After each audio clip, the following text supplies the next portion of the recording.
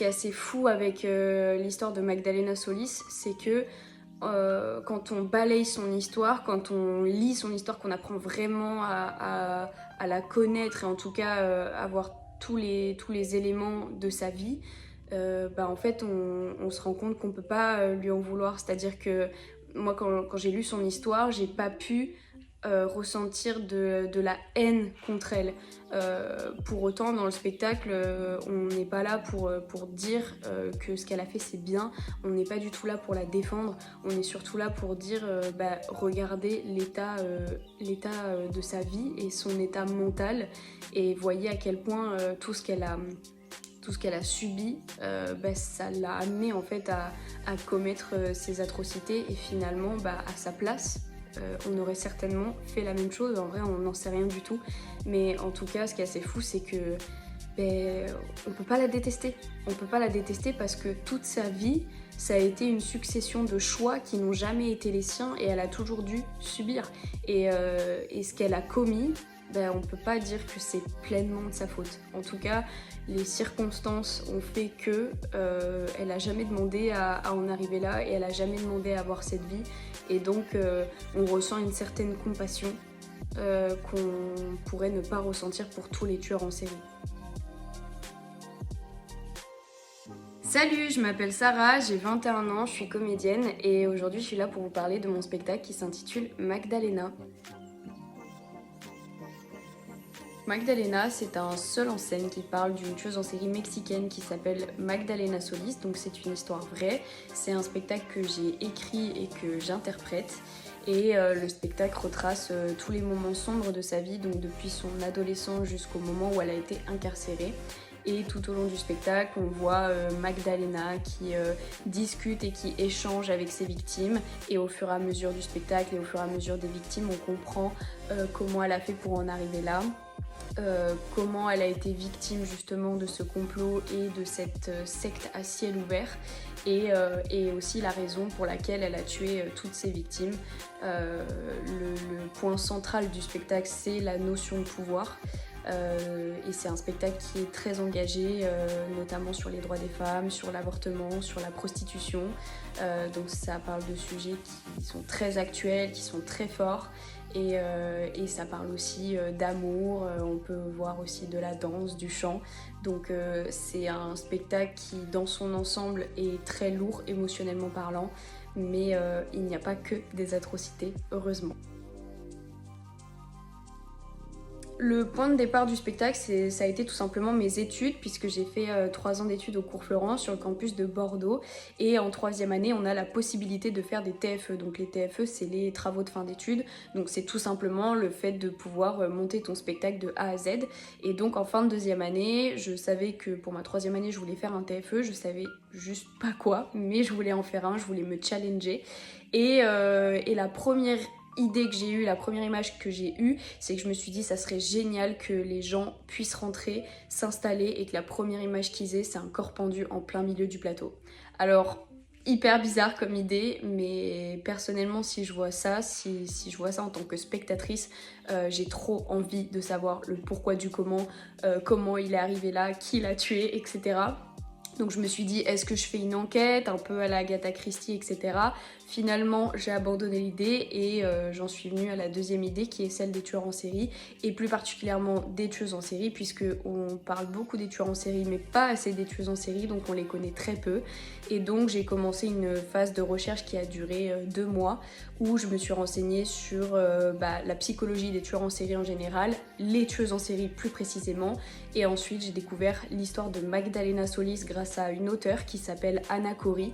Je vous mettrai toutes ces informations, allez voir ce qu'elle écrit, elle écrit merveilleusement bien.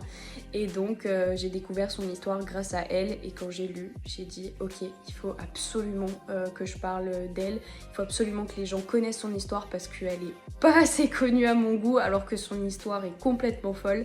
Donc à partir de là, j'ai pris son histoire, je me suis renseignée le plus possible, je me suis documentée le plus possible sur elle. Ensuite, j'ai commencé à réfléchir bah voilà, est-ce que j'allais être toute seule, est-ce que j'allais avoir ses victimes autour d'elle, est-ce que j'allais rajouter son frère, voilà, je me suis posé tout un tas de questions, j'ai réfléchi aux musiques, au décor, les premières idées que j'ai eues, et puis après, en septembre, j'ai proposé à Elliot de faire ma mise en scène, il a accepté, et ensuite il y a eu tout le travail d'écriture qui s'est enchaîné par la suite, et donc on est arrivé à un travail d'1 an entre le moment où j'ai commencé mes recherches et la première représentation en juin. Ce spectacle, il m'a apporté énormément de choses. Déjà, faire un seul en scène, c'est un challenge énorme. J'avais toujours pour habitude de me cacher un peu plus derrière les autres, ou en tout cas de mettre toujours plus les autres en avant que moi. Et donc faire un seul en scène, ça m'a permis d'éviter tout ça et de vraiment me mettre en avant et vraiment qu'on puisse véritablement m'entendre parler. Donc ça a été un exercice très difficile mais à la fois très bénéfique. Donc ça m'a apporté le fait de faire un challenge qui est celui du seul en scène.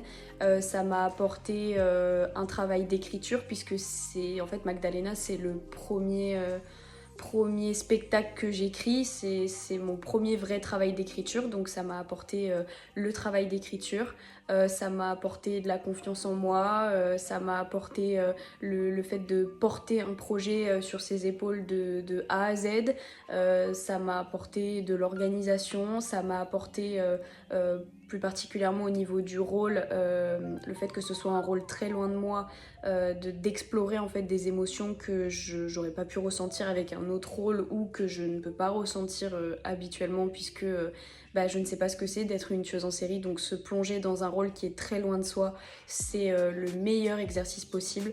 Donc je trouve que c'est en fait l'ensemble du spectacle, c'est un véritable cadeau en termes d'exercice et pour évoluer dans le jeu. Je trouve ça absolument génial.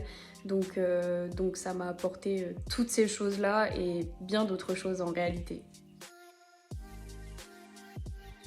Tout simplement, nos objectifs, c'est d'être programmés sur plus de dates, de pouvoir aller dans le plus de villes possible, pas seulement à Bordeaux, parce que c'est vrai qu'on démarre à Bordeaux parce que voilà, c'est la ville où on a étudié et que tout part de là finalement.